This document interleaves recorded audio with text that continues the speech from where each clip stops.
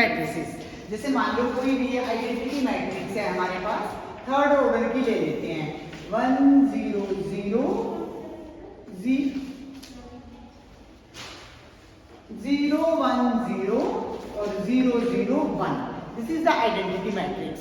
इस पर हम कोई भी एलिमेंट्री ऑपरेशन लगाएंगे, जो मैट्रिक्स आएगी हमारे पास वो कहलाती है एलिमेंट्री मैट्रिक्स। जैसे हमने ये ऑपरेशन लगाया, R1 को बदल दो R1 plus R2 plus 3R3, means first row में ऐड कर दो सेकंड रो को, और थर्ड रो को किससे मल्टीप्लाई करके, 3 से मल्टीप्लाई करके। तो दिस इज इक्विवेलेंट टू, किसके इक्विवेलेंट आ जाएगी करो, इसको 0 से 3 से मल्टीप्लाई किया 0, तो ये कितना आ जाएगा, 1 ही आ जाएगा।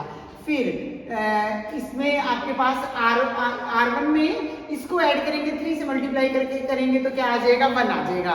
तो ये करके आपके पास ये मैट्रिक्स आ गई, 1 0 1 0 और 0 0 1। ठीक है, तो कोई भी आइडेंटिटी मैट्रिक्स है हमारे पास, उस पर हम कोई एलिमेंट्री ऑपरेशन लगाते हैं, और जो मैट्रिक्स ऑब्टेन होती है उसको क्या बोलते हैं, एलिमेंट्री मैट्रिक्स। तो और इसको किससे डिनोट करेंगे हम, ई से डिनोट कर देंगे। कोई भी लगा सकते हो, मान लो इसमें मैं यूं लगा देती, R1 और R2 को इंटरचेंज कर दो, R1 और R2 को इंटरचेंज कर दो, तो this is equivalent to, R1 और R2 को इंटरचेंज करने का मतलब चेंज कर दो दोनों रोज को। तो यहाँ लिख दो 0 1 0 और इधर लिख दो 1 0 0 और इधर लिख दे हम 0 0 1। तो ये भी हमारे पास क्या आ गई, एक एलिमेंट्री मैट्रिक्स आ गई। ठीक है, 6 type of elementary matrices are there. 6 elementary matrix आएंगी। कैसे, फर्स्ट तो Ri changes to Rj, ith और jth रो को इंटरचेंज कर दो, इसको हम नाम देंगे Reij, ये नाम दे दिया हमने। फिर एक है हमारी Ri, ith रो को मल्टीप्लाई कर दो किसी कांस्टेंट से, Ri को बदल दिया कि Ri में, इसको लिखेंगे Reik। R का मतलब है रो लगा रहे हैं, और इसका मतलब है एलिमेंट्री मैट्रिक्स, और इसका मतलब है ith रो को k से मल्टीप्लाई कर दिया। और एक है हमारे पास Ri को बदल दो Ri प्लस KRJ, इसका क्या मतलब है, jth रो को k से मल्टीप्लाई करके उसको ith में ऐड कर दो, तो इसका नाम लिखेंगे हम Reijk। तो इसका मतलब ये है, Reij का मतलब है हमने ith और jth रो को इंटरचेंज कर दिया, Reik का मतलब है हमने ith रो को k से मल्टीप्लाई कर दिया आइडेंटिटी मैट्रिक्स में, और Reij का मतलब है हमने jth रो को k से मल्टीप्लाई करके ith रो में ऐड कर दिया। तो ये 3 तो हैं elementary row, elementary matrix under the operation row. 3 ही हमारे पास क्या आ जाएंगी, कॉलम से आ जाएंगी। कॉलम से क्या आ गई, ith कॉलम और jth कॉलम को इंटरचेंज कर दो, इसको लिखेंगे Ceij।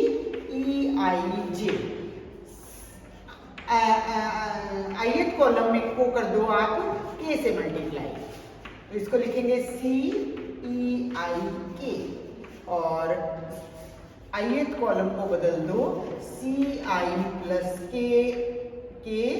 Cj। jth कॉलम को k से मल्टीप्लाई करके ith कॉलम में ऐड कर दो, इसको लिखेंगे Ceij, ऐसे। ठीक है, तो ये ऑपरेशन, ये सारी एलिमेंट्री मैट्रिक्स कहलाएंगी। 6 टाइप की होगी ना एलिमेंट्री मैट्रिक्स, कि हम ये कर सकते हैं, ये कर सकते हैं। तो आइडेंटिटी मैट्रिक्स पर जो हम एलिमेंट्री ऑपरेशन लगाते हैं, उससे जो मैट्रिक्स ऑब्टेन होती है उसको हम क्या बोलते हैं, एलिमेंट्री मैट्रिक्स। क्या बोलते हैं, एलिमेंट्री मैट्रिक्स। ठीक है, तो इसमें आपके लिए 6 यही बता रखी हैं। उसके बाद है बेटा इसमें all the elementary matrices are non singular. Elementary matrices क्या होती है, नॉन सिंगुलर। कोई भी मैट्रिक्स नॉन सिंगुलर कब होती है, जब उसके डिटर्मिनेंट की वैल्यू क्या हो, नॉन जीरो, है ना। अगर determinant of a non zero है तो मैट्रिक्स को कहते हैं नॉन सिंगुलर है, और अगर डिटर्मिनेंट ए की वैल्यू 0 के बराबर है तो मैट्रिक्स को कहते हैं सिंगुलर है। तो जितनी भी ये 6 है ना, 1 2 3 4 5 6 है ये एलिमेंट्री मैट्रिसेस। कहते हैं कि इनकी ये सारी क्या होती है, नॉन सिंगुलर होती हैं, ठीक है। तो हम शो करेंगे कि इनके डिटर्मिनेंट की वैल्यू क्या होती है, 0 के बराबर नहीं होती है, ठीक है। तो हम मान लो फर्स्ट आपने ऑपरेशन लगाई, REIJ लगाया, इसमें आपने क्या किया, आइडेंटिटी मैट्रिक्स में क्या कर दिया, ith और jth रो को क्या कर दिया, इंटरचेंज कर दिया। किसी भी मैट्रिक्स में जब आप दो रो को इंटरचेंज कर देते हो तो उसके डिटर्मिनेंट पर क्या फर्क पड़ता है, माइनस बाहर आ जाता है ना। तो हमारा सिर्फ इसमें क्या आ जाएगा, माइनस बाहर आ जाएगा, तो माइनस और इधर क्या आ जाएगा, डिटर्मिनेंट ऑफ, वैल्यू तो वही रहेगी, बस माइनस आएगा। और ये आपके पास क्या है कि ऑपरेशन जो आइडेंटिटी मैट्रिक्स पर लगा रहे हो, है ना। तो आइडेंटिटी मैट्रिक्स पर ऑपरेशन लगाने से हमारे पास सिर्फ क्या आएगा, बस माइनस बाहर आ जाएगा। तो डिटर्मिनेंट ऑफ i की वैल्यू क्या होती है, 1। तो इसकी वैल्यू किसके बराबर आ गई, -1, और -1 इज नॉट इक्वल टू 0। तो आपने शो कर दिया कि इसके डिटर्मिनेंट की वैल्यू नॉन जीरो है, इसका मतलब REIJ इज नॉन सिंगुलर। इसी तरह मान लो ये सेकंड लगाते हो बेटा, ये क्या है, हमारी ith रो को हमने किससे मल्टीप्लाई कर दिया, k से मल्टीप्लाई। तो जब आप उसका डिटर्मिनेंट लोगे तो k को क्या कर सकते हैं, बाहर निकाल सकते हैं। तो जब आप ये लगाओगे REIK तो k बाहर आ जाएगा और अंदर क्या आ जाएगा, डिटर्मिनेंट ऑफ i आ जाएगा, है ना। k को बाहर निकाल सकते हो, जिससे मल्टीप्लाई करते हैं डिटर्मिनेंट में वो बाहर आ जाता है, ठीक है। तो ये हो गया k × 1 is equal to k not equal to 0। इसका मतलब ये भी क्या हो गया, नॉन सिंगुलर हो गया। थर्ड हमने लगाया REIJ के, जब आप किसी jth रो को k से मल्टीप्लाई करके ith में ऐड करते हो तो उसके डिटर्मिनेंट पर कोई फर्क पड़ता है, नहीं पड़ता। किसी रो को किसी कांस्टेंट से मल्टीप्लाई करके अगर हम किसी दूसरी रो में ऐड करते हैं तो उसके डिटर्मिनेंट पर कोई फर्क नहीं पड़ता। तो थर्ड आपके पास क्या आ गया, REIJ के का डिटर्मिनेंट किसके बराबर आ गया, डिटर्मिनेंट ऑफ i आ जाएगा। जब कोई फर्क ही नहीं पड़ रहा तो उसकी वैल्यू क्या आ गई, वही आ गई। तो वही क्या है, डिटर्मिनेंट ऑफ i, और ये किसके बराबर हो गया, 1 के बराबर हो गया। तो तीनों केसेस में आपने ये शो कर दिया कि डिटर्मिनेंट की वैल्यू क्या आ रही है, नॉन जीरो आ रही है। तो ये तीनों मैट्रिक्स कैसी हो गई, नॉन सिंगुलर हो गई। इसी तरह हम ये कॉलम वाली भी क्या कर सकते हैं, प्रूफ कि नॉन सिंगुलर है, ठीक है। तो हमने ये कर दिया, उसके बाद एक थ्योरम और करते हैं। Let A and B be two matrices of the type M cross N and N cross P respectively. Then application of any elementary row operation to A results in the application of the same to the product AB. क्या कह रहा है बेटा, सुनो इसमें क्या कह रहा है कि कोई भी हमारे पास A और B दो मैट्रिक्स हैं, ठीक है। इस पर आप कोई भी एलिमेंट्री ऑपरेशन लगाते हो, ठीक है, तीनों में से कोई भी लगा सकते हो, ये या ये। इस पर जो ऑपरेशन लगाते हो, मान लो इस पर आपने ऑपरेशन लगा दी और उसका ऑपरेशन लगाने के बाद मैं उसका नाम क्या रख देती हूँ, A स्टार। तो A स्टार B किसके बराबर हो जाएगा, वही ऑपरेशन आप किस पर लगा दो, प्रोडक्ट पर लगा, ठीक है। वही ऑपरेशन किस पर लगा दो, प्रोडक्ट। A और B का प्रोडक्ट ले लो और जो आपने A पर ऑपरेशन लगाई है वो उसके प्रोडक्ट पर लगा दो। दोनों केस में वैल्यू क्या आएगी, सेम आएगी। तो ये हम प्रूव करेंगे कि दोनों केस में हमारी वैल्यू क्या हो, सेम है।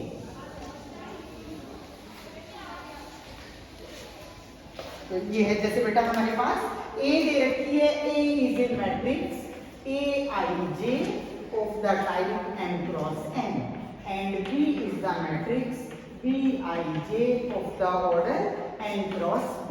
ये है। तो A के एलिमेंट क्या होंगे बेटा, A11, A12 एंड A1N।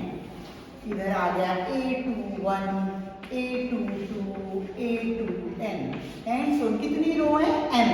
तो AM1, AM2 एंड AMN, ठीक है। B हमारे पास क्या है, B का ऑर्डर क्या है, N क्रॉस P। तो B11, B12 and B1P, B21, B22 and B2P and so कितनी रो है, n। तो BN1, BN2 एंड BNP ये हमारे पास, ठीक है।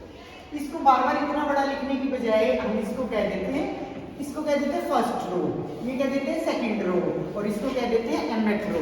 तो इसलिए इसको डिनोट कर दिया, ये हमारे पास फर्स्ट रो, सेकंड रो और लास्ट में ये क्या है, mth। मतलब इस पूरी रो को हमने R1 से डिनोट कर दिया, इस पूरी रो को हमने R2 से डिनोट कर दिया, और क्योंकि m रो है तो लास्ट में हमने क्या लिख दिया, Rn लिख दिया। इनको कॉलम वाइज कर दो, इसको फर्स्ट कॉलम कह दो पूरे को, इसको सेकंड कॉलम कह दो, और ये आपके पास कितने कॉलम है, P कॉलम है, तो P को कह दो this is C1, C2 and C, है ना, एक कॉलम, दो कॉलम, और कितने कॉलम है, P कॉलम है, तो P इज इक्वल टू ये। अब आपको लेना है AB का प्रोडक्ट, AB का प्रोडक्ट, A क्या है हमारा, A हमने क्या लिया, R1, R2 और Rm, और B क्या है हमारा बेटा, C1, C2 और C, ठीक है। हमें इनको मल्टीप्लाई करना है, मल्टीप्लाई करके क्या आएगा बताओ, फर्स्ट रो को सबके साथ कर दो, R1 C1, R1 C2, R1 C, यहाँ कहीं बीच में Ri ले लो और कहीं यहाँ पर बीच में Rs भी ले लो, ठीक है।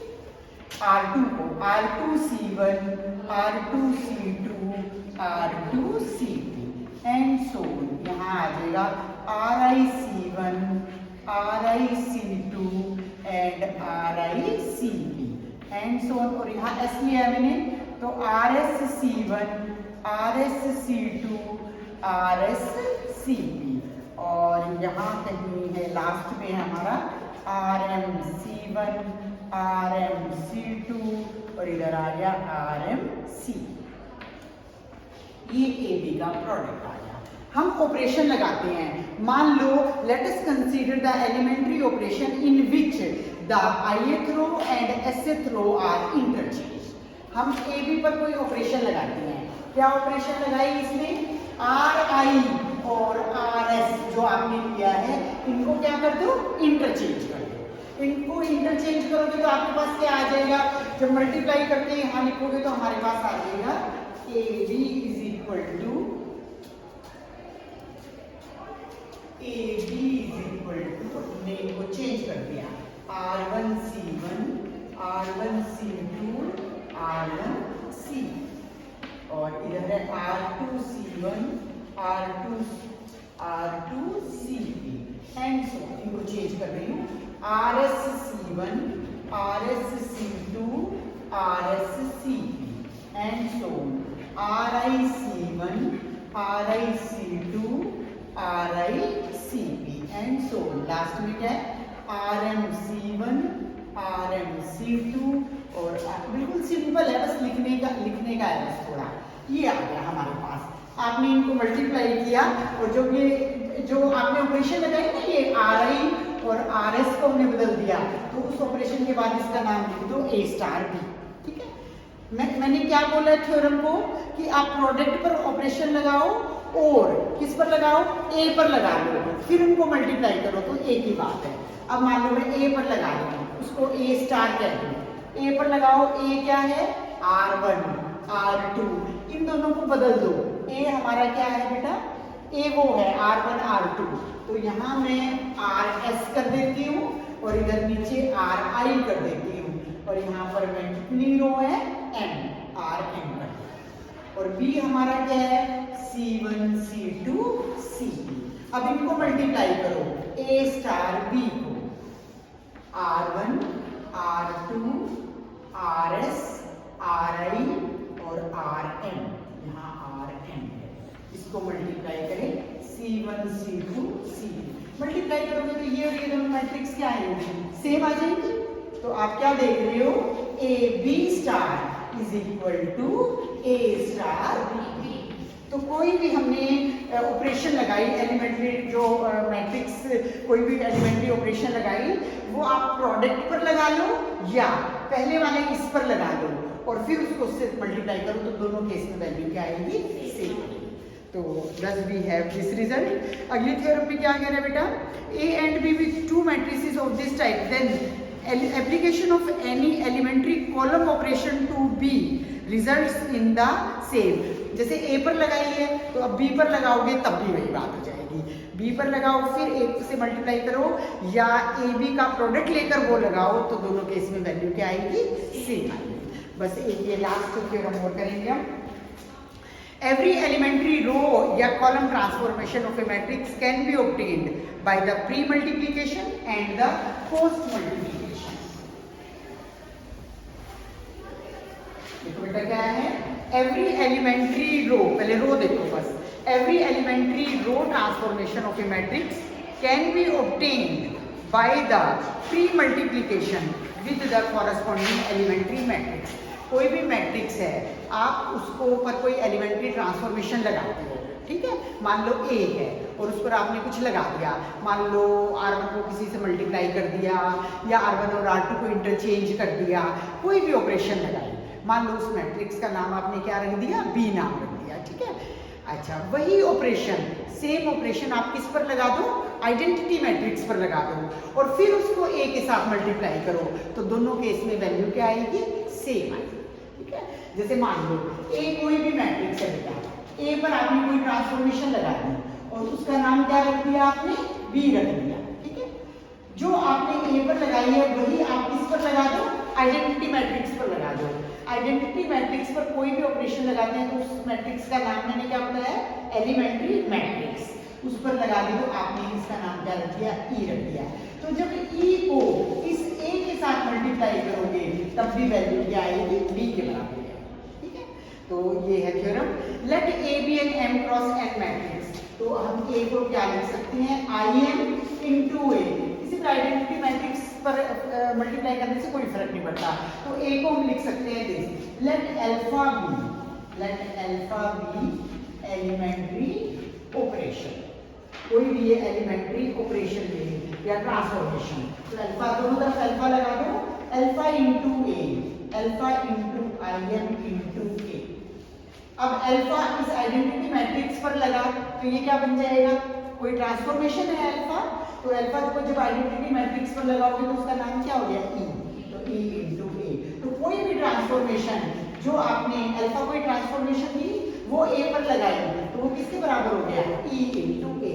एग्जाम्पल से और भी क्लियर होगा, जैसे मान लो ये ए कोई भी मैट्रिक्स है, क्या है हमारे पास, 2 5 3 3 9 2 और 4 7 5, ये कोई भी मैट्रिक्स है। तो इसने किया R1 को बदल दो R1 + 2R3, थर्ड रो को 2 से मल्टीप्लाई करके किसमें ऐड कर दो, फर्स्ट में, ठीक है।